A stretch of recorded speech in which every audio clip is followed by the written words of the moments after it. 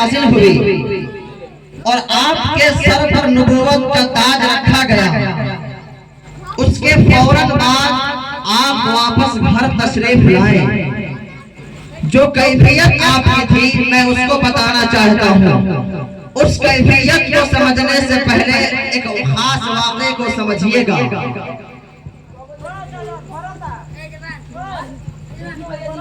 آواز صاف نہیں کیا؟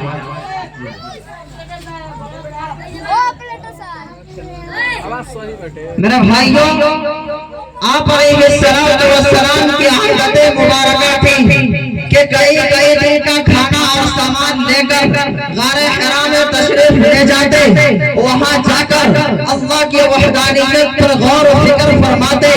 تو ایک دن جبرائیل امین آپ کے پاس آتے ہیں اور آپ کو غار حرا میں فرمایا، اے محمد پڑھو۔ تو ہمارے نبی نے کہا کہ میں پڑھا ہوا نہیں ہوں۔ پیغمبر نے جواب دیا کہ ما انا بقاری، میں پڑھا ہوا نہیں ہوں۔ تو جبرائیل امین نے پھر کہا، اے محمد پڑھو۔ پیغمبر نے پھر جواب دیا، میں پڑھا ہوا نہیں ہوں۔ لیکن اس تبلیغ زندگی کے آغاز پر پیغمبر اسلام نے ان کے بار بار پڑھنے پر پھر وہی آیتیں پڑھی، اقرأ باسم ربک الذی خلق، خلق الانسان من علق، اقرأ وربک الاکرم الذی علم بالقلم۔ اس آیت کو پڑھنے کی دیر تھی کہ آپ کے سر پر نبوت کا تاج رکھ دیا گیا۔ اس آیت کا پڑھانا گویا کہ آپ کو نبی بنانا تھا، آپ کو رسول بنانا تھا۔ جب میرے اور آپ کے نبی اس آیت کو پڑھتے ہیں، اقرأ باسم ربک الذی خلق، تو گویا کہ آپ نبی بن گئے، آپ رسول بن گئے۔ لیکن اللہ کے کلام میں اتنا بوجھ تھا، اتنا اثر تھا کہ رسول اللہ کے جسم پر کپکپی طاری ہو گئی، رسول اللہ کپکپانے لگے، پیغمبر پر کپکپاہٹ آئی، رسول کپکپانے لگے۔ تو ایسی حالت میں آپ گھر تشریف لائے اور آپ کانپ رہے ہیں۔ آپ نے حضرت خدیجہ کبریٰ رضی اللہ عنہا سے فرمایا، زملونی اے خدیجہ مجھے کمبل اڑا دو۔ تو حضرت خدیجہ جو میرے نبی کی بیوی تھی وہ آپ کو کمبل اڑا دیتی ہے اور آپ کپکپی کے آنے لیتے رہے، لیکن آپ کے جسم پہ کپکپاہٹ دیکھ کر حضرت خدیجہ پریشان ہوتی ہے کہ میرا شوہر، میرا رخت جگر، میرا خاوند جو بڑا ہی حسین و جلیل ہے، جو بہت ہی خوبصورت ہے، جو بہت ہی عظمت والا ہے، اس کو کیا ہوا کہ کانپ رہا ہے۔ حضرت خدیجہ میرے نبی کی جو بیوی تھی، حضرت خدیجہ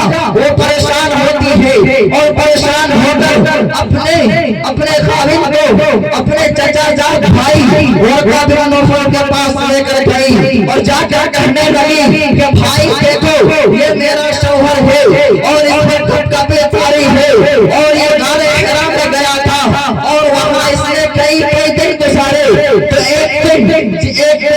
ایک غائب سے فرشتے نے آ کر پکڑ لیا اور اس نے زبردستی یہ کلمہ پڑھایا اور اس کا بوجھ اس کے اوپر پڑا اور اس کی وجہ سے سارا جسم کانپ رہا ہے۔ بھائی اس کا کوئی علاج کرو، اس کا کوئی دم تو ہو، اس کا کوئی علاج مجھے بتاؤ، میں بہت پریشان ہوں۔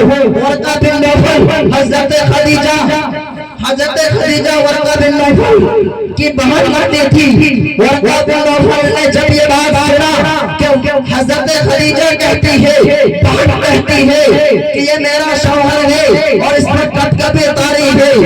ورقہ بن نوفل جس کی عمر 100 سال یا اس سے زیادہ ہوگی اور وہ بستر پر پڑا تھا اور بڑھاپا اس پر طاری تھا، اور اس کے آنکھوں کے اوپر آنسو آئے ہوئے تھے۔ اس نے کہا کہ حضرت خدیجہ سے ورقہ بن نوفل کہتا ہے کہ اے خدیجہ تم مت گھبراؤ، مجھے اٹھا کر بیٹھاؤ۔ چنانچہ ورقہ بن نوفل کو بٹھایا گیا۔ اس کے بعد ورقہ بن نوفل نے کہا کہ میری آنکھوں سے پردہ ہٹا دو۔ چنانچہ اس کی آنکھوں سے پردہ ہٹا دیا گیا۔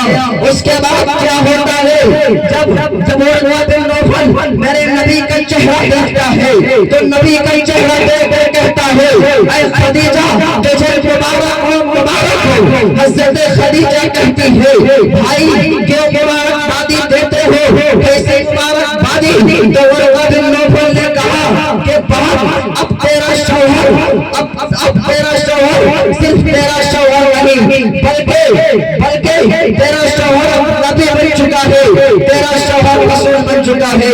حضرت ورقہ بن نوفل حضرت خدیجہ سے کہتا ہے کہ خدیجہ اس کو لے جاؤ، اس کو تو کچھ نہیں ہوتا، یہ نبیوں کے سردار ہے، یہ نبیوں کے سردار ہے۔ تورات میں جو نشانیاں میں نے اس کی چہرے کی پڑھی ہے وہ تو اسی میں پائی جاتی ہے، اسی طرح انجیل میں جو کچھ بھی لکھا ہے وہ اسی محمد کے چہرے میں پایا جاتا ہے، اسی طرح زبور میں جو کچھ میں نے پڑھا ہے وہ اسی محمد کے چہرے پر ثابت رہا ہے۔ اے خدیجہ کیوں گھبراتی ہو؟ اس کو لے جاؤ، کچھ نہیں ہوتا، یہ تو نبیوں کا سردار ہے۔ میرے بھائیوں، حضرت ورقہ بن نوفل جو حضرت خدیجہ کا بھائی لگتا تھا، ورقہ بن نوفل رونے لگا۔ حضرت خدیجہ کہتی ہے بھائی کیوں روتے ہو؟ کہنے لگا میں اس لیے روتا ہوں کہ اب میری زندگی لمبی ہو گئی، میں اپنے عمر کے آخری حصے میں گزر رہا ہوں، میں تو اس لیے روتا ہوں کہ کاش میں اس وقت تک زندگی چاہتا ہوں جب اس دنیا میں اس محمد کی نبوت کا سورج چمکے گا، میں اس وقت تک زندگی چاہتا ہوں جب اس محمد کو مکے کے لوگ اس محمد کو دھکے دے کے مکے سے نکال دیں گے، میں چاہتا ہوں کہ اس وقت میں چوک میں کھڑا ہو کر تیرے شوہر کی چکی دھائی کروں، میں چاہتا ہوں کہ اس وقت میں آمنہ کے لال کا ساتھ دوں، محمد کا ساتھ دوں۔ میرے بھائیوں، اس کے بعد کیا ہوتا ہے؟ حضرت خدیجہ الکبریٰ رضی اللہ عنہا جناب محمد رسول اللہ صلی اللہ علیہ وسلم کو لے کر واپس آ جاتی ہے۔ اس کے بعد کیا ہوا؟ 3 سال کے بعد پھر آیت اتری وَأَنذِرْ عَشِيرَتَكَ الْأَقْرَبِينَ کہ اے محمد اپنے رشتہ داروں کو میرے عذاب سے ڈرائیے، اپنے رشتہ داروں کو میرے عذاب سے ڈرائیے۔ اے محمد اپنے گھر میں تبلیغ پیش کرو، اپنی دعوت پہلے گھر والوں کو پیش کرو، پہلے گھر والوں کو بتاؤ۔ اس کے بعد کیا ہوتا ہے؟ جب یہ آیت اتری وَأَنذِرْ عَشِيرَتَكَ الْأَقْرَبِينَ کہ اے محمد اپنے رشتہ داروں کو میرے عذاب سے ڈراؤ، تو چنانچہ اس کے بعد پیغمبر علیہ السلام نے مکے کے قریشیوں کو، مکے کے چودھریوں کو، مکے کے اکثر کے مکے کے بڑے سے بڑے لوگوں کو پہاڑ کی چوٹی پہ بلایا اور بلا کر کے کہا کہ اے قریشیوں اور چودھریوں، 40 سال کا عرصہ محمد نے تمہارے اندر گزارا ہے، بتاؤ تم نے مجھے کیسا پایا؟ تم نے مجھے سچا پایا یا جھوٹا پایا؟ تو اس وقت کے لوگوں نے کہا کہ اے محمد تیرے صداقت والی چادر پہ کوئی داغ نہیں ہے، اے محمد تیری صداقت والی چادر پہ داغ ہے، اے محمد تو سچا ہے، اے محمد تو امین ہے، تو صادق ہے، اے محمد تیرا ایسا کردار ہے، تیری ایسی عظمت ہے کہ جب تم گلیوں سے گزرتا ہے تو گلیوں کے چھوٹے چھوٹے بچے بھی تیرے صداقت کی گواہی دیتے ہیں۔ اے محمد جب تم گلیوں سے گزرتا ہے تو چھوٹے چھوٹے بچے کہتے ہیں یہ دیکھو یہ صادق آ گیا، یہ سچا آ گیا، یہ امین آ گیا۔ اس کے بعد کیا ہوتا ہے؟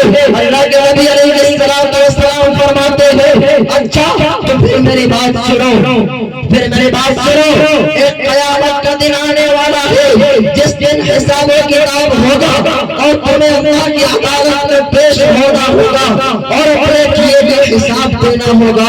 اگر تم چاہتے ہو اس قیامت کے حساب کے دن کامیاب ہو جاؤ، اگر تم چاہتے ہو کہ تمہیں دنیا میں عزت ملے، اگر تم چاہتے ہو کہ دنیا میں تجھے کامیابی ملے، اگر تم چاہتے ہو کہ اس قیامت کے حساب میں تم کامیاب ہو جاؤ، اگر تم یہ چاہتے ہو کہ تمہارا داخلہ جنت میں کر دیا جائے تو سنو میری بات سنو، اس قیامت کے آنے سے پہلے تم ایک اللہ کی توحید کا اقرار کرو، یہ اقرار کرو کہ اللہ کے سوا کوئی معبود نہیں، کوئی مشکل کشا نہیں، کوئی حاجت روا نہیں، کوئی کوئی بگڑی بنانے والا نہیں، اللہ کے سوا کوئی معبود نہیں۔ جب اللہ کے نبی علیہ السلام نے بات کہی تو وہ قریشی، وہ چودھری، وہ مکے کے بڑے بڑے لوگ جو وہاں موجود تھے، انہوں نے کہا اے محمد، اے محمد، کیا تو نے ہمیں اسی لیے بلایا تھا؟ کیا تو نے ہمیں اسی لیے بلایا تھا کہ یہاں آ کر ہمارے 360 خداؤں کی خدائی کا خاتمہ کر کے تم یہ کہو کہ اللہ کے سوا کوئی معبود نہیں، کوئی مشکل کشا نہیں، کوئی حاجت روا نہیں، کوئی بگڑی بنانے والا نہیں؟ اے محمد، کیا تو نے ہمیں اسی لیے بلایا تھا؟ تب بتا کہ یا محمد، اے محمد تو ہلاک ہو جا۔ یہ کس نے کہا؟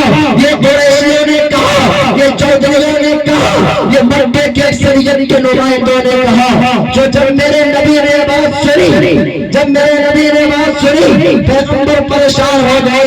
علماء کہتے ہیں کہ اسی جگہ سے ان قریشیوں نے، ان چودھریوں نے پتھر اٹھائے اور میرے نبی کے چہرے پر پتھر مارنا شروع کر دیا، میرے نبی کے چہرے کو خون سے بھر دیا، میرے نبی کے کپڑے خون آلود ہو گئے۔ پیغمبر صرف یہ کہتے تھے کہ وہ لوگوں ایک اللہ کی توحید اقرار کرو، اقرار کرو کہ اللہ کے سوا کوئی معبود نہیں، کہو لا الہ الا اللہ، کہ اللہ کے سوا کوئی معبود نہیں۔ اگر تم یہ کہو گے تو تم کامیاب ہو جاؤ گے۔ جب میرے نبی نے بات کہی تو قریشی، وہ چودھری، وہ بگڑ گئے اور میرے نبی کے چہرے پر پتھر مارنا شروع کر دیا۔ میرے بھائیوں، آج جو ہم یہ سمجھتے ہیں کہ آج ہمیں یہ دین یہاں ایسے بیٹھے بیٹھائی نہیں مل گیا، اس دین کے پیچھے صحابہ کرام کی محنتیں کتنی ہوئی، اس دین کے پیچھے اللہ کے نبی علیہ السلام کو کتنی تکلیفیں پہنچی ہے۔ ذرا ان محنتوں کو یاد کرو، ذرا ان محنتوں کے بارے میں سوچو۔ آج اگر یہ کہا جاتا ہے کہ میرے نبی کی سنت کے چہرے پر داڑھی رکھنا، تو ہمارا نوجوان داڑھی رکھنے کے لیے تیار نہیں ہوتا، اور اگر وہی کوئی کہتے داڑھی رکھ لے تو ہمارا ہر نوجوان داڑھی رکھنے کے لیے تیار ہو جاتا ہے۔ ذرا سوچو تو صحیح کہ جس نبی نے ہمارے لیے کیا نہیں کیا، جس صحابہ کرام نے ہمارے لیے اپنے بچے کو قائم کیا، اپنے بیویوں کو دینا کیا، جس صحابہ کرام نے اپنی گردنیں کٹوا دی، جس صحابہ کرام نے اپنے گھر بار کو چھوڑا، آج ہم محنتوں کو بھول گئے۔ آج ہم وہ کہتے ہیں، آج ہم وہ کہتے ہیں جو ہمارا دل چاہتا ہے، ہم وہ نہیں کہتے جو اللہ چاہتا ہے۔ یاد رکھیے گا کہ اس دنیا میں اگر ہماری زندگی اللہ اور اس کے رسول کے حکم کے خلاف گزرے گی تو کوئی قیامت کے دن اللہ تبارک و تعالیٰ کے یہاں ہمیں جواب دینا ہوگا۔ اللہ نے جو جوانی دی ہے، اللہ نے جو صحت دی ہے، اس جوانی کا صحیح استعمال ہونا چاہیے، اس صحت کا صحیح استعمال ہونا چاہیے۔ میرے بھائیوں، وقت نہیں ہے، ورنہ ہم آپ لوگوں کو اور بھی باتیں بتاتے اور کامیابی کی منزل تک پہنچاتے۔ دعا کریں کہ اللہ تعالیٰ کہنے سننے سے زیادہ عمل کی توفیق عطا فرمائے۔ وآخر دعوانا الحمدللہ رب العالمین۔